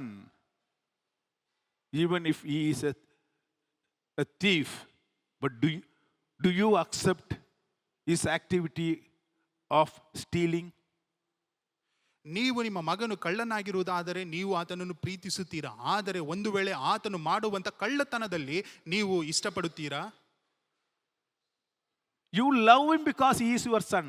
ನೀವು ಆತನನ್ನು ಪ್ರೀತಿಸುತ್ತೀರಾ ಯಾಕೆಂದ್ರೆ ಆತನು ನಿಮ್ಮ ಮಗನಾಗಿದ್ದಾನೆ. But at the same time you hate the things that he is doing. ಆದರೆ ಆತನನ್ನು ತಿರಸ್ಕರಿಸುತ್ತೀರಾ ಯಾಕೆಂದ್ರೆ ಆತನು ಮಾಡುತ್ತಿರುವಂಥ ಕೆಟ್ಟ ಕೆಲಸದ ನಿಮಿತ್ತವಾಗಿ. Jesus also is like that only. ಯೇಸು ಕ್ರಿಸ್ತನು ಸಹ ಇದೇ ರೀತಿಯಾಗಿದ್ದಾನೆ. He asked the disciples who were there with him, what do you think about me? ಅಲ್ಲಿ ತನ್ನ ಸಂಗಡ ಇದ್ದಂಥ ಶಿಷ್ಯರನ್ನು ನೋಡಿ ಯೇಸು ಕ್ರಿಸ್ತನು ಕೇಳುತ್ತಾರೆ, ನೀವು ನನ್ನ ಬಗ್ಗೆ ಏನೆಂದು ತಿಳಿದುಕೊಂಡಿದ್ದೀರಾ? Because the confusion, basically people not able to understand Jesus Christ. There they understood him as a prophet. There they understood him as a healer. ಯಾಕೆಂದ್ರೆ ಜನರ ಮಧ್ಯದಲ್ಲಿ ಒಂದು ಕಳವಳ ಉಂಟಾಗಿದೆ. ಯಾಕೆಂದ್ರೆ ಯೇಸು ಕ್ರಿಸ್ತನು ಯಾರು ಎಂದು ಯಾರಿಗೂ ಗ್ರಹಿಸಿಕೊಳ್ಳುವುದಕ್ಕೆ ಸಾಧ್ಯವಾಗಲಿಲ್ಲ. ಯಾಕೆಂದ್ರೆ ಕೆಲವರು ಅಂದುಕೊಂಡರು ಯೇಸು ಕ್ರಿಸ್ತನು ಒಂದು ದೊಡ್ಡ ಪ್ರವಾದಿ ಎಂದು, ಇನ್ನ ಕೆಲವರು ಅಂದುಕೊಂಡರು ಯೇಸು ಕ್ರಿಸ್ತನು ಬಿಡುಗಡೆ ಕೊಡುವಂತ ವ್ಯಕ್ತಿ ಎಂದು. They praised him because he has done a lot of miracles in their lives. ಆತನನ್ನು ಮಹಿಮೆ ಪಡಿಸಿದರು ಯಾಕೆಂದ್ರೆ ಅವರ ಜೀವಿತಗಳಲ್ಲಿ ಅನೇಕ ಅದ್ಭುತಗಳನ್ನು ಯೇಸು ಕ್ರಿಸ್ತನು ನಡೆಸಿದ್ದಾನೆ. So Jesus turned towards his own disciples and asked in Matthew chapter 16 verse 13. ಅಲ್ಲಿ ಯೇಸು ಕ್ರಿಸ್ತನು ತನ್ನ ಸಂಗಡ ಇದ್ದಂಥ ಶಿಷ್ಯರ ಬಳಿಗೆ ತಿರುಗಿಕೊಂಡು ಕೇಳುತ್ತಾನೆ. ಅದನ್ನು ಮತ್ತಾಯನು ಬರೆದ ಸುವಾರ್ತೆ 16ನೇ ಅಧ್ಯಾಯದ 13ನೇ ವಾಕ್ಯದಲ್ಲಿ ನಾವು ಓದಬಹುದು. He asked his disciples saying, who do men say that I am? The Son of Man am. ಅಲ್ಲಿ 16ನೇ ಅಧ್ಯಾಯದ 13ನೇ ವಾಕ್ಯದಲ್ಲಿ ನಾವು ಓದುವಂಥ ಸಮಯದಲ್ಲಿ ಯೇಸು ಫಿಲಿಪ್ಪನ ಕೈಸರಿಯ ಎಂಬ ಪಟ್ಟಣ ಪ್ರಾಂತ್ಯಕ್ಕೆ ಬಂದಾಗ ಜನರು ಮನುಷ್ಯ ಕುಮಾರನೆಂಬ ನನ್ನನ್ನು ಯಾರು ಅನ್ನುತ್ತಾರೆ ಎಂದು ತನ್ನ ಶಿಷ್ಯರನ್ನು ಕೇಳಿದನು. And they said, oh, they are saying that you are a prophet. ಅವರು ಹೇಳಿದರು, ಅದಕ್ಕೆ ಉತ್ತರ ಕೊಟ್ಟರು, ನೀನು ಪ್ರವಾದಿ ಎಂದು ಅವರು ಹೇಳುತ್ತಾರೆ. You are the incarnation of Elijah. ನೀವು ಎಲಿಯನ ರೀತಿಯಲ್ಲಿ ಇರುವಂತ ವ್ಯಕ್ತಿ ಎಂದು. And you are an incarnation of Jeremiah. ನೀವು ಎರೆಮಿಯನ ರೀತಿಯಲ್ಲಿ ಇರುವಂತ ವ್ಯಕ್ತಿ. Because you are doing a lot of miracles. ಯಾಕಂದ್ರೆ ನೀನು ಅನೇಕ ಅದ್ಭುತಗಳನ್ನು ನಡೆಸುತ್ತಿದ್ದೀಯಾ. Jesus said, it's all right. It's all that is okay. But what do you say about me? ಯೇಸು ಕ್ರಿಸ್ತನು ಇದೆಲ್ಲವೂ ಸರಿ, ಆದರೆ ನೀವು ನನ್ನ ಬಗ್ಗೆ ಏನೆಂದು ಹೇಳುತ್ತೀರಾ? Today this questions, what do you think who Jesus is? ನಿಮಗೂ ಸಹ ಇದೇ ಪ್ರಶ್ನೆಯಾಗಿದೆ. ನೀವು ಯೇಸು ಕ್ರಿಸ್ತನು ಯಾರು ಎಂದು ನೀವು ತಿಳಿದುಕೊಂಡಿದ್ದೀರಾ? For that one man comes out with an answer, and he said, Peter said, you are the Christ, Son of a living God. ಅದಕ್ಕೆ ಪೇತ್ರನು ಮುಂದೆ ಬಂದು ಅದಕ್ಕೆ ಒಂದು ಪ್ರತ್ಯುತ್ತರವನ್ನು ಕೊಡುತ್ತಾನೆ. ಅದನ್ನು ಮತ್ತಾಯನು ಬರೆದ ಸುವಾರ್ತೆ 16ನೇ ಅಧ್ಯಾಯದ 16ನೇ ವಾಕ್ಯದಲ್ಲಿ ನಾವು ಓದಬಹುದು. ನೀನು ಬರಬೇಕಾಗಿರುವ ಕ್ರಿಸ್ತನು ಜೀವ ಸ್ವರೂಪನಾದ ದೇವರ ಕುಮಾರನು ಎಂದು ಉತ್ತರ ಕೊಟ್ಟನು. Hallelujah. Hallelujah. When everyone saw Jesus as a king of this world, here is a man who sees him as God of heaven. ಇಲ್ಲಿ ಪ್ರತಿಯೊಬ್ಬರು ಯೇಸು ಕ್ರಿಸ್ತನು ಆತನು ಬರಬೇಕಾದಂತ ಅರಸನು, ಆತನು ಅವರಿಗೆ ಬಿಡುಗಡೆ ಕೊಡುವಂತ ಅರಸನು ಎಂದು ಜನರು ತಿಳಿದುಕೊಂಡರು. ಆದರೆ ಇಲ್ಲಿ ನೋಡಿರಿ, ಒಬ್ಬ ವ್ಯಕ್ತಿಯನ್ನು ನೋಡಿರಿ, ಆತನು ದೇವ ಕುಮಾರನು ಎಂದು ಸಾಕ್ಷಿ ಕೊಡುವಂತವನಾಗಿದ್ದಾನೆ. And you are the Christ. ನೀನೇ ಬರಬೇಕಾಗಿರುವಂತ ಕ್ರಿಸ್ತನು. The meaning of Christ means redeemer. ಅಲ್ಲಿ ಕ್ರಿಸ್ತನು ಎಂದು ಹೇಳಬೇಕಾದ್ರೆ ಅದರ ಅರ್ಥ ಬಿಡುಗಡೆ ಕೊಡುವಾತನು, Savior, ನಮಗೆ ರಕ್ಷಿಸುವಂತವನು, the one who saves from sin. ಪಾಪಗಳಿಂದ ರಕ್ಷಿಸುವಂತವನು ಎಂದು ಅರ್ಥ. And here Peter says very clearly, you are not a prophet, you are not a local king, you are a savior of sins. ಇಲ್ಲಿ ಪೇತ್ರನು ಯೇಸು ಕ್ರಿಸ್ತನನ್ನು ನೋಡಿ ಸ್ಪಷ್ಟವಾಗಿ ಹೇಳುತ್ತಾನೆ, ನೀನು ಬರಬೇಕಾದಂತ ಅರಸನಲ್ಲ, ನೀನು ಬರಬೇಕಾದಂತ ಪ್ರವಾದಿಯಲ್ಲ, ನೀನು ಪಾಪಗಳಿಂದ ವಿಮೋಚಿಸುವಂತ ರಕ್ಷಕನು ಎಂದು ಅಲ್ಲಿ ಹೇಳುತ್ತಾನೆ. You rightly said. ಅದಕ್ಕೆ ಯೇಸು ಹೇಳುತ್ತಾರೆ, ನೀನು ಸರಿಯಾಗಿಯೇ ಹೇಳಿದ್ದಿ. God only shown this to you. ದೇವರೇ ನಿನಗೆ ಇದನ್ನು ತೋರಿಸಿದ್ದಾನೆ. Hallelujah. Hallelujah. Hallelujah. Hallelujah. When everyone looks at Jesus Christ as a person who gives benefits, my dear friend, here is a person who sees a savior of his life. ಪ್ರತಿಯೊಂದು ಜನರು ಯೇಸು ಕ್ರಿಸ್ತನಿಂದ ಬರುವಂತ ಲಾಭವನ್ನು ಎದುರು ನೋಡಿಕೊಂಡು ಆತನಿಂದ ಏನು ಲಾಭ ಬರುತ್ತದೆ ಎಂದು ನೋಡುವಂತ ಸಮಯದಲ್ಲಿ ಇಲ್ಲಿ ಒಬ್ಬ ವ್ಯಕ್ತಿ ಇದ್ದಾನೆ. ಆತನು ಆ ಯೇಸು ಕ್ರಿಸ್ತನನ್ನು ತನ್ನ ಸ್ವಂತ ರಕ್ಷಕನಾಗಿ ಸ್ವೀಕರಿಸಿಕೊಂಡನು. Jesus, why he became so violent? ಯಾಕೆ ಯೇಸು ಕ್ರಿಸ್ತನು ಇಷ್ಟೊಂದು ರೌದ್ರವ ತಾಣವನ್ನು ಆತನು ಕಂಡನು? The very question is very clearly comes from the answer comes from Jesus Christ himself. He said, "Why did you turn my temple into a den of thieves?" ಅದಕ್ಕೆ ಪ್ರತ್ಯುತ್ತರವಾಗಿ ಸ್ಪಷ್ಟವಾಗಿ ಯೇಸು ಕ್ರಿಸ್ತನೇ ಉತ್ತರ ಕೊಟ್ಟಿದ್ದಾನೆ, ನನ್ನ ಪ್ರಾರ್ಥನಾ ಆಲಯವನ್ನು ಕಳ್ಳರ ಗವಿಯನ್ನಾಗಿ ಯಾಕೆ ಮಾಡಿದ್ದೀರಿ? What is the temple of God? ದೇವರ ಆಲಯವೆಂದರೆ ಏನು? Nawe. We are the temple of God. ನಾವು ದೇವರ ಆಲಯವಾಗಿದ್ದೇವೆ. A place where God to be worshipped. ದೇವರಿಗೆ ಆರಾಧನೆ ಸಲ್ಲಿಸುವಂತ ಪ್ರಾರ್ಥನಾ ಆಲಯಗಳು. But how is our heart? ಆದರೆ ನಮ್ಮ ಹೃದಯವು ಯಾವ ರೀತಿಯಾಗಿದೆ? We made it a place of merchandise. ನಾವು ಅಲ್ಲಿ ವ್ಯಾಪಾರ ಮಾಡುವಂತವರಾಗಿ ಕಾಣಲ್ಪಟ್ಟಿದ್ದೇವೆ. We want profits. ಅದರಿಂದ ಲಾಭವನ್ನು ನಾವು We ನೋಡುತ್ತಿದ್ದೇವೆ. use this place for making profit. ಈ ಒಂದು ಜಾಗವನ್ನು ಲಾಭವನ್ನು ಪಡೆಯುವುದಕ್ಕಾಗಿ ಉಪಯೋಗಿಸುತ್ತಿದ್ದೇವೆ. Whatever means, all illegal means, dirty ways, corruption, all that is okay as long as I make money. ಎಲ್ಲವೂ ಸರಿಯಾಗಿ ಕಾಣಲ್ಪಡುತ್ತದೆ. ನಾನು ಹಣ ಮಾಡುವುದಾದರೆ, ನಾನು ಮಾಡುವಂತ ತಪ್ಪುಗಳು, ನಾನು ಮಾಡುವಂತ ಪಾಪಗಳು, ನಾನು ಬೇರೆಯವರಿಂದ ಕಸಿದುಕೊಳ್ಳುವಂತ ಹಣಗಳು ಎಲ್ಲವೂ ಸರಿಯಾಗಿಯೇ ಇದೆ. We use the temple of a God to accept all sinful activities as long as it benefits us. ನಾವು ದೇವರ ಆಲಯವನ್ನು ನಮಗೆ ಲಾಭ ಬರುವುದಾದರೆ ಎಲ್ಲವನ್ನು ಸರಿಯಾಗಿಯೇ ಇದೆ ಎಂದು ನಾವು ಅದನ್ನು ವರ್ತಿಸುವಂತವರಾಗಿ ಕಾಣಲ್ಪಡುತ್ತಿದ್ದೇವೆ. We close our eyes even if we know it's wrong, still we close our eyes. As long as we get our money, it's okay. ನಾವು ಅದು ತಪ್ಪೆಂದು ಗೊತ್ತಿದರೂ ಸಹ ನಮ್ಮ ಕಣ್ಣುಗಳನ್ನು ಮುಚ್ಚಿ ಅದು ತಪ್ಪೆಂದು ಗೊತ್ತಿದರೂ ಸಹ ಅದನ್ನೇ ಮಾಡುತ್ತೇವೆ. ಯಾಕೆಂದ್ರೆ ಅದರಿಂದ ಲಾಭ ಬರುತ್ತದೆ ಎಂದು ಗೊತ್ತಿರುವುದರಿಂದ ಅದನ್ನೇ ಮಾಡುವುದಕ್ಕೆ ನಾವು ಮುಂದೆ ಹೋಗುತ್ತೇವೆ. See, we are peaceful people, so we should not, make all this, fighting and all that. No, that's what Christians will always say. See, it's okay. He has done something wrong, so let's leave and go. ನಾವು ಸಮಾಧಾನದ ಜನರು, ನಾವು ಕ್ರೈಸ್ತರಾಗಿದ್ದೇವೆ, ನಾವು ಜಗಳವಾಡಬಾರದು, ಆತನು ತಪ್ಪು ಮಾಡಿದ್ದಾನೆ, ಆತನನ್ನು ಬಿಟ್ಟು ನಾವು ಮುಂದಕ್ಕೆ ಹೋಗೋಣ ಎಂದು ಹೇಳುವಂತ ಜನರಾಗಿದ್ದೇವೆ. We can adjust. See, we are peaceful people and we should not fight. ನಾವು ಸಮಾಧಾನದ ಜನರು, ನಾವು ಆತನ ಸಂಗಡ ಜಗಳವಾಡಬಾರದು, ನಾವು ಹೇಗೋ ಒಂದು ಸಮಾನತೆಯಿಂದ ಹೋಗೋಣ ಎಂದು ನಾವು ಅಂದುಕೊಳ್ಳುತ್ತೇವೆ. No, we should not get angry. You see, we are all peaceful people. ನಾವು ಕೋಪಕ್ಕೆ ಒಳಗಾಗಬಾರದು, ಯಾಕಂದ್ರೆ ನಾವು ಸಮಾಧಾನದ ಜನರು. Correct? But here, God himself turned violent. ಇದು ಸರಿಯಲ್ಲವೇ? ಆದರೆ ದೇವರೇ ರೌದ್ರವ ಆತನು ಕಾಣಿಸುವುದಕ್ಕೆ ಆತನು ಪ್ರಾರಂಭಿಸಿದನು. When he saw corruption in the temple, he became so violent, my dear friend. ನನ್ನ ಸ್ನೇಹಿತನೇ, ಆತನು ತನ್ನ ಆಲಯದಲ್ಲಿ ನಡೆಯುತ್ತಿರುವಂತ ಆ ಒಂದು ವ್ಯಾಪಾರವನ್ನು ನೋಡಿ ಆತನು ಬಹಳ ಕೋಪಗೊಂಡನು. If there is a corruption in your family, if there is a corruption in your business, my dear friend, don't tolerate that. ಒಂದು ವೇಳೆ ನನ್ನ ಪ್ರೀತಿಯುಳ್ಳ ಸ್ನೇಹಿತನೇ, ನಿನ್ನ ಕುಟುಂಬದಲ್ಲಿ ಇಲ್ಲವಾದ ವ್ಯಾಪಾರದಲ್ಲಿ ನೀನು ತಪ್ಪನ್ನು ಮಾಡ್ತಿರುವುದಾದರೆ, ಹಣವನ್ನು ಕಸಿಯುತ್ತಿರುವುದಾದರೆ, ಅದನ್ನು ಎಂದಿಗೂ ಅದು ಸರಿಯಾಗಿದೆ ಎಂದು ನೀನು ಭಾವಿಸಬೇಡ. Don't justify saying that we are peaceful people. ನೀನು ಅರ್ಥೈಸಿಕೊಳ್ಳಬೇಡ ನಾವು ಸಮಾಧಾನದ ಜನರು ಎಂದು. The King of Peace himself turned violent against the corruption, against the illegal activities, against the sinful activities in the temple. Don't allow that in your life. ಸಮಾಧಾನದ ಪ್ರಭುವೇ ಆತನು ಅಲ್ಲಿ ಕೋಪಗೊಂಡನು. ಯಾಕೆಂದ್ರೆ ತನ್ನ ಆಲಯದಲ್ಲಿ ನಡೀತಿರುವಂತ ವ್ಯಾಪಾರಗಳನ್ನು ನೋಡಿ, ಅಲ್ಲಿ ನಡೀತಿರುವಂತ ಕೆಟ್ಟ ಕೆಲಸಗಳನ್ನು ನೋಡಿ, ಅಲ್ಲಿ ನೋಡಬೇಕಾದ ಲಾಭವನ್ನು ಪಡೆಯುವಂತ ಜನರನ್ನು ನೋಡಿ ಆತನು ಅವರ ಮೇಲೆ ಬಹಳವಾಗಿ ಕ್ರೌದ್ರನಾಗಿ ಆತನು ಕಾಣಲ್ಪಟ್ಟನು. But nowadays our peaceful Christians will say, he is doing, why should I do? Why should I bother about it? He is spoiling, why should I bother about it? I am not doing it now. I am not doing all these illegal activities. No, let me close my eyes. I'll come here for a prayer only. I'll pray and go. ಆದರೆ ಈ ದಿನದಲ್ಲಿ ಸಮಾಧಾನ ಎಂದು ಹೇಳುವಂಥ ಕ್ರೈಸ್ತರನ್ನು ನೋಡಿರಿ, ಅವರು ಆ ಒಂದು ಜನರು ಮೋಸದಲ್ಲಿ ಹೋಗುತ್ತಿರಬೇಕಾದ್ರೆ, ಅವರ ಒಂದು ಪಾಪದಲ್ಲಿ ಹೋಗುತ್ತಿರಬೇಕಾದ್ರೆ ಅವರನ್ನು ನೋಡಿಯೂ ಸಹ ಕಣ್ಣುಗಳನ್ನು ಮುಚ್ಚಿಕೊಂಡು, ನಾನು ಆ ಒಂದು ಕೆಲಸವನ್ನು ಮಾಡುತ್ತಿಲ್ಲ, ಅವರು ಮಾಡುತ್ತಿದ್ದಾರೆ, ಅವರು ಮಾಡಲಿ, ನಾನು ಬಂದು ನನ್ನ ಕೆಲಸವನ್ನು ಮಾಡಿ ನಾನು ಪ್ರಾರ್ಥನೆಯನ್ನು ಮುಗಿಸಿಕೊಂಡು ನಾನು ಹಿಂತಿರುಗಿ ಹೋಗುತ್ತೇನೆ ಎಂದು ಈ ಒಂದು ಮನೋಭಾವದಿಂದ ಇರುವಂಥ ಕ್ರೈಸ್ತರು ಇದ್ದಾರೆ.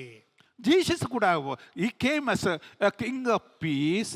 In his body language, this travel support system, the people around were all we're all in a peaceful way. He should have come there and he should have went to the temple, he should have worshipped and he would have went peacefully.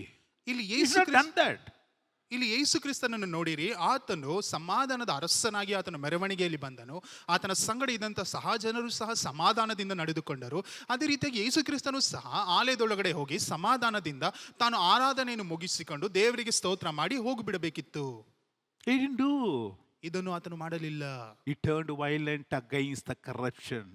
ಅಲ್ಲಿ ತಪ್ಪು ಮಾಡುವಂತ ಜನರ ಮೇಲೆ ಆತನು ಕೋಪಗೊಂಡನು. He didn't adjust, my dear friend. ಆತನು ಅವರ ಸಂಗಡ ಸಮಾನತೆಯನ್ನು ಆತನು ಅನುಭವಿಸುವುದಕ್ಕೆ ಆತನು ಸಿದ್ಧರಾಗಿರಲಿಲ್ಲ. He stood his ground saying that what you are doing is wrong. ಆತನು ನಿಂತುಕೊಂಡು ಆತನು ಹೇಳುತ್ತಾನೆ, ನೀನು ಮಾಡುತ್ತಿರುವಂತದ್ದು ತಪ್ಪು ಎಂದು. Hello, silence, adjusting is not peace. ಒಂದು ವೇಳೆ ಸುಮ್ಮನೆ ಇರುವಂತದ್ದು, ಇಲ್ಲವಾದರೆ ಸಮಾನತೆಯಲ್ಲಿ ನಡೆದುಕೊಂಡು ಹೋಗೋಣ ಎಂದು ಹೇಳುವಂತದ್ದು ಇದು ಸಮಾಧಾನದ ಸಂಕೇತವಲ್ಲ. Stand for justice. ನ್ಯಾಯಕ್ಕೋಸ್ಕರ ನಿಂತುಕೊಳ್ಳಿರಿ. When there is injustice happening, stand up, ask. ಅನ್ಯಾಯವು ನಡೀತಿರುವುದಾದರೆ ಅದಕ್ಕೆ ವಿರೋಧವಾಗಿ ನಿಂತುಕೊಂಡು ಅಲ್ಲಿ ನ್ಯಾಯವನ್ನು ಕೇಳಿರಿ. That is peacefulness. ಇದೇ ಸಮಾಧಾನವಾಗಿದೆ. He is a God of righteousness. ಆತನು ಅಲ್ಲಿ ನೋಡಬೇಕಾದ್ರೆ ಆತನು ಪರಿಪೂರ್ಣವಾಗಿ ಆತನು ಇರುವಂತ ದೇವನಾಗಿದ್ದಾನೆ. He is a God of justice. ಆತನು ನ್ಯಾಯವನ್ನು ತೀರಿಸುವಂತ ದೇವರು. He cannot close his eyes when injustice is done and unrighteous things are happening. ಅಲ್ಲಿ ಅನ್ಯಾಯವು ನಡೆಯುವಂತ ಸಮಯದಲ್ಲಿ, ಅಲ್ಲಿ ಅಪಪ್ರಮಾಣವು ನಡೆಯುವಂತ ಸಮಯದಲ್ಲಿ ಆತನು ಕಣ್ಣನ್ನು ಮುಚ್ಚಿಕೊಂಡು ಇರುವಂತ ದೇವರಲ್ಲ. For our own gain, we cannot close our eyes saying that I'm a peaceful person. Let me close my eyes if somebody does injustice or unrighteous things. I don't bother. My dear friend, you are not a son of King of Peace. ಒಂದು ವೇಳೆ ನೀವು ಹೇಳುವುದಾದರೆ ನಾನು ಕಣ್ಣುಗಳನ್ನು ಮುಚ್ಚಿಕೊಳ್ಳುತ್ತೇನೆ, ಒಂದು ವೇಳೆ ಒಬ್ಬ ವ್ಯಕ್ತಿಯು ಅನ್ಯಾಯ ಮಾಡುತ್ತಿರುವುದಾದರೆ, ಇಲ್ಲಾಂದ್ರೆ ಅನೀತಿವಂತನಾಗಿರುವುದಾದರೆ, ಆತನು ತಪ್ಪುಗಳನ್ನು ಮಾಡುತ್ತಿದ್ದಾನೆ, ನಾನು ನನ್ನ ಕಣ್ಣುಗಳನ್ನು ಮುಚ್ಚಿಕೊಂಡು ನಾನು ನನ್ನ ಕೆಲಸವನ್ನು ಮಾಡಿ ನಾನು ಮುಂದಕ್ಕೆ ಹೋಗುತ್ತೇನೆ ಎಂದು ಹೇಳುವುದಾದರೆ, ನನ್ನ ಪ್ರೀತಿ ಉಳ್ಳ ದೇವ ಮಕ್ಕಳೇ, ನೀವು ಸಮಾಧಾನದ ರಾಜನ ಮಕ್ಕಳಲ್ಲ. We have to stand up against injustice. ಅನ್ಯಾಯದ ವಿರುದ್ಧ ನೀವು ನಿಂತುಕೊಳ್ಳಬೇಕು. You have to stand up against unrighteousness. ಅಲ್ಲಿ ಅನೀತಿವಂತಿಕೆಯ ಮುಂದೆ ನೀವು ನಿಂತುಕೊಳ್ಳಬೇಕು. Set an example. Your temple is a holy place. ನೀವು ಉದಾಹರಣೆಗಳನ್ನು ನಿರ್ಮಿಸುವುದಕ್ಕೆ ಪ್ರಾರಂಭಿಸಿರಿ, ಯಾಕಂದ್ರೆ ನಿಮ್ಮ ಆಲಯವು ಅದು ಪರಿಶುದ್ಧವಾದಂತ ಆಲಯವಾಗಿದೆ. There only God to be worshipped. ಅಲ್ಲಿ ಬರೀ ದೇವರನ್ನು ಮಾತ್ರ ಅಲ್ಲಿ ಆರಾಧಿಸಬೇಕು. Should not be adjusted with the worldly things. ಇಲ್ಲವಾದ ಲೋಕದಲ್ಲಿ ಕಾಣಲ್ಪಡುವಂತ ಕಾರ್ಯಗಳಿಂದ ಅದು ತುಂಬಿಕೊಂಡಿರಬಾರದು. You can't say I'm a peaceful person so I will not do all this. Hello. God himself stood against the corrupt system of the temple.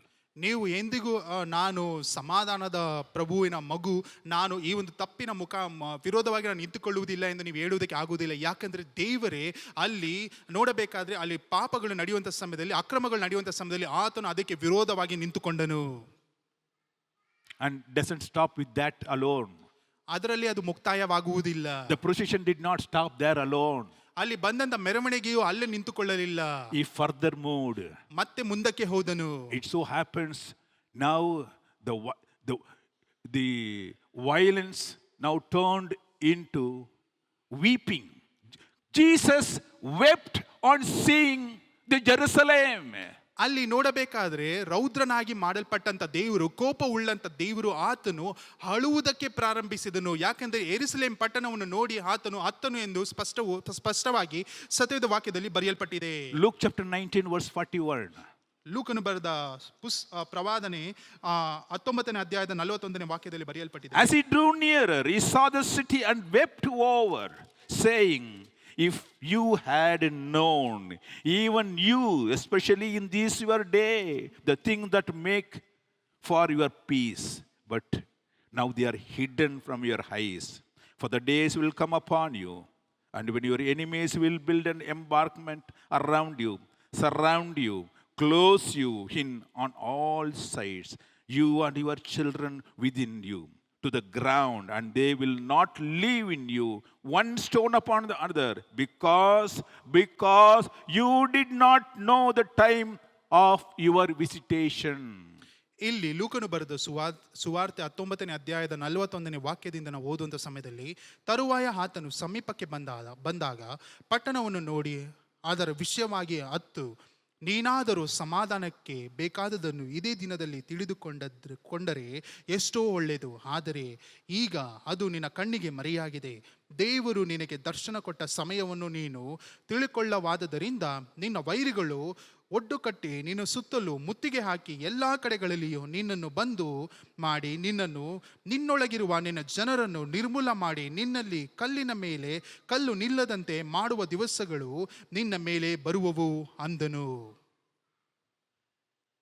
They did not know the last visit of Jesus Christ, the peaceful visit of Jesus Christ in their lives. ಈ ಒಂದು ಜನರು ಯೇಸು ಕ್ರಿಸ್ತನು ಕೊನೆಯದಾಗಿ ಬಂದಂತ ಸಮಯವನ್ನು, ಸಮಾಧಾನದಿಂದ ಬಂದಂತ ಯೇಸು ಕ್ರಿಸ್ತನ ಸಮಯವನ್ನು ಈ ಒಂದು ಜನರು ಅರಿಯಲಿಲ್ಲ. But they were busy in their business, my dear friend. ಅವರು ತಮ್ಮ ವ್ಯಾಪಾರದಲ್ಲಿ ತೊಡಗಿಕೊಂಡಿದ್ದರು ನನ್ನ ಪ್ರೀತಿಯುಳ್ಳ ಸ್ನೇಹಿತರೆ. They were doing all their activities. ಅವರು ಕಾಲಕ್ರಮೇಣವಾಗಿ ನಡೆಸಿಕೊಂಡು ಬಂದಂತ ಪದ್ಧತಿಯನ್ನು ನಡೆಸಿಕೊಂಡು ಬರುತ್ತಿದ್ದಾರೆ. Buying and selling, using even temple premises for all their businesses and enlarging their businesses. ಅಲ್ಲಿ ಕೊಳ್ಳುವುದಕ್ಕೂ ಅದು ಮಾತ್ರವಲ್ಲ, ಮಾರುವುದಕ್ಕೂ ಅದು ಮಾತ್ರವಲ್ಲ, ದೇವರ ಆಲಯವನ್ನು ಈ ಒಂದು ಕಾರ್ಯಗಳಿಗಾಗಿ ಅವರು ಉಪಯೋಗಿಸುತ್ತಿದ್ದಾರೆ, ತಮ್ಮ ಕೆಲಸಕ್ಕೋಸ್ಕರ, ತಮ್ಮ ಸ್ವಾರ್ಥಕ್ಕೋಸ್ಕರ. They were all happy in their day-to-day activities. ಅವರು ಅನುದಿನವೂ ನಡೆಸಿಕೊಂಡು ಬಂದಂತ ಕ್ರಿಯೆಗಳಲ್ಲಿ ಅವರು ಸಂತೋಷವುಳ್ಳವರಾಗಿದ್ದರು. Why you not able to come to this Sunday, or next Sunday I'll come attend? ಯಾಕೆ ಈ ಒಂದು ಭಾನುವಾರ ದಿನದಲ್ಲಿ ಬರುವುದಕ್ಕಾಗುವುದಿಲ್ಲ, ಬರುವ ಭಾನುವಾರದಲ್ಲಿ ನಾನು ಬಂದು ಭಾಗವಹಿಸುತ್ತೇನೆ. Hello, next Sunday Jesus may not come. ಬರುವ ಭಾನುವಾರ ದಿನದಲ್ಲಿ ಯೇಸು ಕ್ರಿಸ್ತನು ಬರದೇ ಇರಬಹುದು. Then what do you do? ಆಗ ಏನು ಮಾಡುತ್ತೀರಾ? Suppose the world ends today. ಒಂದು ವೇಳೆ ಈ ಒಂದು ಲೋಕವು ಈ ಒಂದು ದಿನದಲ್ಲಿ ಮುಕ್ತಾಯವಾಗುವುದಾದರೆ Then what do you do? ಏನನ್ನು ಮಾಡ್ತೀರಾ? What is this pastor standing there and telling all these things? Hello, if you were in the eastern countries, you will know. Today they are alive, tomorrow they are dead bodies. ಒಂದು ವೇಳೆ ನೀವು ಅಂದುಕೊಳ್ಳುತ್ತಿರಬಹುದು, ಯಾಕೆ ಈ ಒಂದು ದೇವ ಸೇವಕರು ಇಲ್ಲಿ ನಿಂತುಕೊಂಡು ಈ ಒಂದು ರೀತಿಯಾಗಿ ಅಲ್ಲಿ ವಚನಗಳನ್ನು ಹೇಳುತ್ತಿದ್ದಾರೆ ಎಂದು ನೀವು ತಿಳಿದುಕೊಳ್ಳಬಹುದು. ಒಂದು ವೇಳೆ ಪೂರ್ವ ದೇಶಗಳಲ್ಲಿ ನೀವು ಹೋಗಿ ನೋಡಬೇಕಾದ್ರೆ ಈ ದಿನದಲ್ಲಿ ಅವರು ಬದುಕಿದ್ದಾರೆ, ಒಂದು ವೇಳೆ ನಾಳೆ ಅವರು ಇರದೇ ಇರಬಹುದು. ಆ ಒಂದು ಪರಿಸ್ಥಿತಿಯಲ್ಲಿ ಅವರು ಕಾಣಲ್ಪಡುತ್ತಿದ್ದಾರೆ. The war is going on, they do not know when the bomb is going to fall on their head. ಯಾಕೆಂದ್ರೆ ಅಲ್ಲಿ ಯುದ್ಧಗಳು ಪ್ರಾರಂಭವಾಗಿದೆ, ಅವರಿಗೆ ಗೊತ್ತಿಲ್ಲ ಯಾವಾಗ ಆ ಒಂದು ಬಾಂಬ್ ಬಂದು ಅವರ ತಲೆ ಮೇಲೆ ಬಿದ್ದು ಅವರು ನಾಶವಾಗುತ್ತಾರೆ ಎಂದು. Villages after villages, cities after cities are just wiped out in single bomb. ಅಲ್ಲಿ ಹಳ್ಳಿ ಆದ ನಂತರ ಹಳ್ಳಿಗಳು, ಅಲ್ಲಿ ಪಟ್ಟಣವಾದ ನಂತರ ಪಟ್ಟಣಗಳು ಆ ಒಂದು ಬಾಂಬಿನ ಮುಖಾಂತರವಾಗಿ ಸಂಪೂರ್ಣವಾಗಿ ನಾಶವಾಗುತ್ತಿದೆ. They really do not know when is their day. ಅವರಿಗೆ ಗೊತ್ತಿಲ್ಲ ಯಾವಾಗ ಅವರ ದಿನ ಬರುತ್ತದೆ ಎಂದು. That's what Jesus says. ಅದನ್ನು ಯೇಸು ಕ್ರಿಸ್ತನು ಹೇಳುತ್ತಾನೆ. They did not know the time of your visitation. ಅಲ್ಲಿ ನೋಡಬೇಕಾದ್ರೆ ನೀನು ಬರುವಂತ ಸಮಯವನ್ನು ಅವರು ಕಳೆದುಕೊಂಡರು. God came to tell them. Many times God came and told them, come on, you have to cleanse your temple. ಅನೇಕ ಬಾರಿ ದೇವರು ಬಂದು ಆ ಒಂದು ಸಮಯದಲ್ಲಿ ಬಂದು ದೇವರು ಹೇಳುತ್ತಿದ್ದರು, ನಿನ್ನ ಆಲಯವನ್ನು ಶುದ್ಧೀಕರಿಸಿಕೋ, ನಿನ್ನ ಆಲಯವನ್ನು ಪರಿಶುದ್ಧ ಮಾಡಿಕೋ ಎಂದು ದೇವರು ಅನೇಕ ಬಾರಿ ಬಂದು ಅವರಿಗೆ ಹೇಳಿದನು. But they were busy with their business, my dear friend. ಆದ್ರೆ ಅವರು, ನನ್ನ ಸ್ನೇಹಿತನೇ, ಅವರು ತಮ್ಮ ವ್ಯಾಪಾರಗಳಲ್ಲಿ ಅವರು ತೊಡಗಿಕೊಂಡಿದ್ದರು. How many times I have to tell these people? ಎಷ್ಟು ಬಾರಿ ಈ ಒಂದು ಜನರಿಗೆ ನಾನು ಹೇಳಬೇಕು? Bible says Jesus wept. They did not know what is going to happen to them tomorrow. ಯೇಸು ಕ್ರಿಸ್ತನು ಇದನ್ನೆಲ್ಲವನ್ನು ನೋಡಿ ಆತನು ಅಳುವುದಕ್ಕೆ ಪ್ರಾರಂಭಿಸಿದನು. ಯಾಕೆಂದರೆ ಮುಂದೆ ಏನಾಗುತ್ತದೆ ಎಂದು ಅವರಿಗೆ ಗೊತ್ತಿಲ್ಲ. God has given enough time to us, my dear friend. Today we are alive. ನನ್ನ ಪ್ರೀತಿಯುಳ್ಳ ಸ್ನೇಹಿತರೆ, ಈ ಒಂದು ದಿನದಲ್ಲಿ ದೇವರು ನಮಗೆ ಅಧಿಕವಾದ ಸಮಯವನ್ನು ಕೊಟ್ಟಿದ್ದಾರೆ. ನಾವು ಈ ದಿನದಲ್ಲಿ ನಾವು ಜೀವಂತವಾಗಿದ್ದೇವೆ.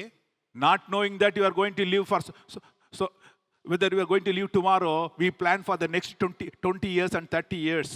ಒಂದು ವೇಳೆ ನಮಗೆ ಗೊತ್ತಿಲ್ಲ ನಾಳೆ ನಾವು ಬದುಕಿರುತ್ತೇವೋ ಇಲ್ಲವೋ ಎಂದು, ಆದರೂ ಸಹ ಈಗ ಮುಂದೆ ಬರುವಂತ 20-30 ವರ್ಷಗಳವರೆಗೂ ನಾವು ಈಗಾಗಲೇ ಅಲ್ಲಿ ಉಪಾಯವನ್ನು ಮಾಡಿ ಇಟ್ಟಿದ್ದೇವೆ.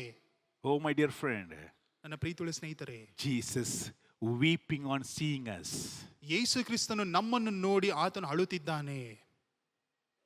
They do not know the time of visitation. ಅವರು ಬಂದಂತ ಸಮಯವನ್ನು ಅವರು ಕಳೆದುಕೊಂಡಿದ್ದಾರೆ. ನನ್ನ ಸಮಯವು ಬಂದ ಸಮಯದಲ್ಲಿ ಅವರು ಅದನ್ನು ಕಳೆದುಕೊಂಡಿದ್ದಾರೆ. We don't know what the tomorrow going to bring to us. ನಮಗೆ ಗೊತ್ತಿಲ್ಲ ನಂತರ ಬರುವಂತ ದಿನಗಳು ನಮಗೆ ಏನನ್ನು ತಂದು ಕೊಡುತ್ತದೆ ಎಂದು. Behold, Revelation chapter 3 verse 20 says, Behold, I stand at the door and knock. If anyone hears my voice and opens the door, I will come into him and dine with him and he will with me.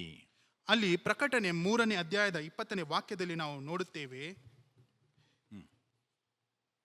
ಈಗೋ ಬಾಗಿಲಲ್ಲಿ ನಿಂತುಕೊಂಡು ತಟ್ಟುತ್ತಾ ಇದ್ದೇನೆ, ಯಾವನಾದರೂ ನನ್ನ ಶಬ್ದವನ್ನು ಕೇಳಿ ಬಾಗಿಲನ್ನು ತೆರೆದರೆ ನಾನು ಒಳಗೆ ಬಂದು ಅವನ ಸಂಗಡ ಊಟ ಮಾಡುವೆನು, ಅವನು ನನ್ನ ಸಂಗಡ ಊಟ ಮಾಡುವವನಾಗಿರುತ್ತಾನೆ.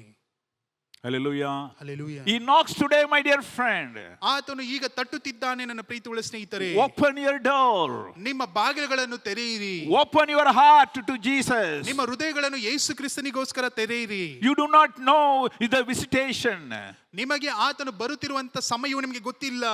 Oh, my dear friend, open. This is the time for you to open your heart to Jesus Christ. ನನ್ನ ಪ್ರೀತಿಯುಳ್ಳ ಸ್ನೇಹಿತರೆ, ಇದು ನಿಮಗೆ ಕೊಟ್ಟಿರುವಂತ ಸಮಯವಾಗಿದೆ ಯೇಸು ಕ್ರಿಸ್ತನಿಗಾಗಿ ಎಂದು ನಿಮ್ಮ ಹೃದಯಗಳನ್ನು ತೆರೆದುಕೊಡುವುದಕ್ಕೋಸ್ಕರ. Don't fill it up with all the worldly things and the corruption and the sinful activities and enjoy the day thinking that you have a lot more years to go. ಲೋಕದಲ್ಲಿ ಕಾಣಲ್ಪಡುವಂತ ಆಸೆ ಪಾಶ್ಯಗಳ ಮೇಲೆ, ಇಲ್ಲವಾದ್ರೆ ಮಾಡುತ್ತಿರುವಂತ ಅಕ್ರಮಗಳ ಮೇಲೆ ಎಲ್ಲವನ್ನು ನಿಮ್ಮ ಹೃದಯದಲ್ಲಿ ತುಂಬಿಕೊಂಡು ಅಂದುಕೊಳ್ಳಬೇಡಿರಿ, ಇನ್ನ ಸಮಯ ಅಧಿಕವಾಗಿದೆ, ಇನ್ನ ಬಹಳ ವರ್ಷಗಳು ಉಂಟು ಎಂದು ಈ ರೀತಿಯಾಗಿ ಮನೋಭಾವದಿಂದ ಕುಳಿತುಕೊಳ್ಳಬೇಡಿರಿ. Jesus wept, my dear friend. Bible says very clearly, on seeing Jerusalem, he wept. ಸತ್ಯದ ವಾಕ್ಯವು ಸ್ಪಷ್ಟವಾಗಿ ಬರೆಯಲ್ಪಟ್ಟಿದೆ, ಅಲ್ಲಿ ಯೆರೂಸಲೇಮ್ ಪಟ್ಟಣವನ್ನು ನೋಡಿದಂತ ಯೇಸು ಅಳುವುದಕ್ಕೆ ಪ್ರಾರಂಭಿಸಿದರು. Became emotional. The God became emotional. Just imagine this. ಅಲ್ಲಿ ಯೇಸು ಕ್ರಿಸ್ತನು, ದೇವರಾಗಿರುವಂತ ಯೇಸು ಕ್ರಿಸ್ತನು ಭಾವುಕರಾಗುವುದಕ್ಕೆ ಅವರು ಪ್ರಾರಂಭಿಸಿದರು. ಇದನ್ನು ಆಲೋಚನೆ ಮಾಡಿ ನೋಡಿರಿ. Why? ಯಾಕೆ? Revelation chapter 22 verse 15 says, ಪ್ರಕಟಣೆ 22ನೇ ಅಧ್ಯಾಯದ 15ನೇ ವಾಕ್ಯ ಹೇಳುತ್ತದೆ, if anyone not found written in the book of life was cast into the lake of fire. If anyone not found written in the book of life was cast into the lake of fire. ಯಾರ್ಯಾರ ಹೆಸರು ಜೀವ ಬಾಧ್ಯರ ಪುಸ್ತಕದಲ್ಲಿ ಬರೆಯಲ್ಪಟ್ಟಿಲ್ಲವೋ ಅವರನ್ನು ಬೆಂಕಿ ಗಂಧಕದ ಕಡೆಗೆ ಅವರನ್ನು ಹಾಕಿಬಿಟ್ಟರು ಎಂದು ಬರೆಯಲ್ಪಟ್ಟಿದೆ. Jesus is weeping. ಇದೇ ಅಳುವಂತದ್ದಾಗಿದೆ. Why? He was weeping because whether our names are written in the book of life or not. ಯಾಕೆ ಅಳುತ್ತಿದ್ದರು ಎಂದು ನೋಡಬೇಕಾದ್ರೆ ನಮ್ಮ ಹೆಸರುಗಳು ಆ ಒಂದು ಜೀವ ಬಾಧ್ಯರ ಪುಸ್ತಕದಲ್ಲಿ ಬರೆಯಲ್ಪಟ್ಟಿದೆಯಾ ಇಲ್ಲವಾ ಎಂದು ಅವರು ಆಲೋಚನೆ ಮಾಡಿ ಅಳುತ್ತಿರುವುದಕ್ಕೆ. He was weeping for the people whose names are not written in the life of book. ಆ ಒಂದು ಜೀವ ಬಾಧ್ಯರ ಪುಸ್ತಕದಲ್ಲಿ ಯಾರ್ಯಾರ ಹೆಸರು ಪಟ್ಟಿಲ್ಲವೋ ಅವರನ್ನು ಕುರಿತು ನೋಡಿ ಅವರು ಅಳುವುದಕ್ಕೆ ಪ್ರಾರಂಭಿಸಿದರು. He can't do anything, my dear friend. ಅವರಿಂದ ಏನು ಮಾಡುವುದಕ್ಕೆ ಸಾಧ್ಯವಾಗುವುದಿಲ್ಲ ಸ್ನೇಹಿತರೆ. The chances are given. ನಿಮಗೆ ಅವಕಾಶಗಳು ಕೊಡಲ್ಪಟ್ಟಿದೆ. He has made many visits to you. ನಿಮ್ಮ ಬಳಿಗೆ ಅನೇಕ ಬಾರಿ ಆತನು ಬಂದಿದ್ದಾನೆ. Oh Jerusalem, how many times I will to tell you. ಯೆರೂಸಲೇಮೇ, ಯೆರೂಸಲೇಮೇ, ಎಷ್ಟು ಬಾರಿ ನಾನು ನಿನಗೆ ಹೇಳಬೇಕು. You do not know the visitation. ಆತನು ಬಂದಂತ ಸಮಯವು ನಿನಗೆ ಗೊತ್ತಿಲ್ಲವಲ್ಲ. It is a time for you to open your heart to Jesus Christ. ಇದು ನಿನಗೆ ಕೊಟ್ಟಿರುವಂತ ಸಮಯವಾಗಿದೆ, ನಿನ್ನ ಹೃದಯವನ್ನು ಯೇಸು ಕ್ರಿಸ್ತನಿಗಾಗಿ ಎಂದು ತೆರೆಯುವುದಕ್ಕೋಸ್ಕರ. He is a God of justice. He will turn violent against all your corrupt practices and sinful activities, my dear friend. ನೀನು ಮಾಡ್ತಿರುವಂತ ಮೋಸ ಪ್ರಮಾಣದ ವಿರೋಧವಾಗಿ, ನೀನು ಮಾಡ್ತಿರುವಂತ ತಪ್ಪಿನ ನಿಮ್ಮ ವಿರೋಧವಾಗಿ, ನೀನು ಮಾಡ್ತಿರುವಂತ ಪಾಪದ ವಿರೋಧವಾಗಿ ಆತನು ಕೋಪಗೊಳ್ಳುವಂತ ದೇವರಾಗಿದ್ದಾನೆ. Don't expect Jesus all the time a king of peace. ಯಾವಾಗಲೂ ಯೇಸು ಕ್ರಿಸ್ತನು ಸಮಾಧಾನದ ಅರಸನು ಎಂದು ತಿಳಿದುಕೊಳ್ಳಬೇಡಿರಿ. His entry was a peaceful entry to Jerusalem. ಆತನು ಯೆರೂಸಲೇಮ್ ಪಟ್ಟಣದ ಒಳಗೆ ಪ್ರವೇಶ ಮಾಡುವಂತ ಸಮಯದಲ್ಲಿ ಆತನು ಬಂದಂತ ಆ ಒಂದು ಸಮಯವು ಸಮಾಧಾನದಿಂದ ಕೂಡಿತು. But the end is different. He became violent and weeping. ಆದರೆ ಆತನ ಮುಕ್ತಾಯವು ಅದು ಬೇರೆಯಾಗಿದೆ. ಆತನು ಕೋಪವುಳ್ಳವನಾದನು, ಅದು ಮಾತ್ರವಲ್ಲ ಆತನು ಅಳುವುದಕ್ಕೆ ಪ್ರಾರಂಭಿಸಿದನು. It's time for you to think. Do you want him as a king of peace or you want him to be violent and weeping? ನಿಮಗೆ ಇದು ಒಂದು ಸಮಯವಾಗಿದೆ, ನೀವು ಆಲೋಚನೆ ಮಾಡುವಂತ ಸಮಯವಾಗಿದೆ. ನಿಮಗೆ ಯೇಸು ಕ್ರಿಸ್ತನು ಸಮಾಧಾನದಿಂದ ಬರುವಂತ ಅರಸನಾಗಿ ನೀವು ಕಾಣುವುದಕ್ಕೆ ಇಷ್ಟಪಡುತ್ತೀರಾ, ಇಲ್ಲವಾದರೆ ಆತನು ಕೋಪವುಳ್ಳವನಾಗಿ ಕೊನೆಯಲ್ಲಿ ಆತನು ಅಳುವಂತವನಾಗಿ ಕಾಣಲ್ಪಡುವುದಕ್ಕೆ ನೀವು ಇಷ್ಟಪಡುತ್ತೀರಾ? Let's close in prayer. ನಾವು ಪ್ರಾರ್ಥನೆಯಲ್ಲಿ ಮುಗಿಸೋಣ. This time, my dear friend, open your heart. ಇದು ಸಮಯವಾಗಿದೆ ಪ್ರೀತಿಯುಳ್ಳ ಸ್ನೇಹಿತರೆ, ನಿಮ್ಮ ಹೃದಯಗಳನ್ನು ತೆರೆಯಿರಿ. Think whether your name is written in the book of life. ಯೋಚನೆ ಮಾಡಿ ನೋಡಿರಿ, ನಿಮ್ಮ ಹೆಸರುಗಳು ಆ ಒಂದು ಜೀವಬಾಧ್ಯರ ಪುಸ್ತಕದಲ್ಲಿ ಬರೆಯಲ್ಪಟ್ಟಿದ್ಯಾ ಇಲ್ಲವಾ ಎಂದು. Or your name is written in the merchandise book in the temple where you are selling and buying. ಇಲ್ಲವಾದರೆ ಒಂದು ಆಲಯದಲ್ಲಿ ನೀವು ಕೊಳ್ಳುವುದು ಇಲ್ಲವಾದರೆ ಮಾರುವಂತ ಜಾಗದಲ್ಲಿ ನಿಮ್ಮ ಹೆಸರುಗಳು ಬರೆಯಲ್ಪಟ್ಟಿದ್ಯಾ ಎಂದು ನೀವು ನೋಡಿರಿ. He will chase you out. ನಿಮ್ಮನ್ನು ಆತನು ಹೊರಗಡೆ ಓಡಿಸಿ ಬಿಡುತ್ತಾನೆ. If you are found in the temple doing only business, my dear friend, you will be chased out. ಒಂದು ವೇಳೆ ಆತನ ಆಲಯದಲ್ಲಿ ಬರೀ ವ್ಯಾಪಾರ ಮಾಡುವಂತವರಾಗಿ ನೀವು ಕಾಣಲ್ಪಡುವುದಾದರೆ ನನ್ನ ಸ್ನೇಹಿತರೆ, ನಿಮ್ಮನ್ನು ಹೊರಡಿಸಿ ಬಿಡುತ್ತಾನೆ. It's a place of worship. ಯಾಕಂದ್ರೆ ಅದು ಆರಾಧನೆ ಸಲ್ಲಿಸುವಂತ ಸ್ಥಳವಾಗಿದೆ. It is not a den of thieves. ಅಲ್ಲಿ ಕಳ್ಳರ ಗವಿಯಲ್ಲ ಅದು. Lord of heaven wants to enter Jerusalem in a peaceful way.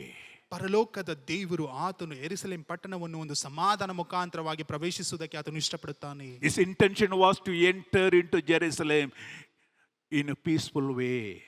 ಆತನ ಬಯಕೆಯು ಆತನು ಆ ಒಂದು ಯೆರೂಸಲೇಮ್ ಪಟ್ಟಣವನ್ನು ಪ್ರವೇಶಿಸುವಂತ ಸಮಯದಲ್ಲಿ ಒಂದು ಸಮಾಧಾನ ಮುಖಾಂತರವಾಗಿ ಪ್ರವೇಶ ಮಾಡಬೇಕೆಂದು ಆತನು ಆಲೋಚಿಸಿದನು. He chose his travel animal, mule, to show that he was meek and he was humble.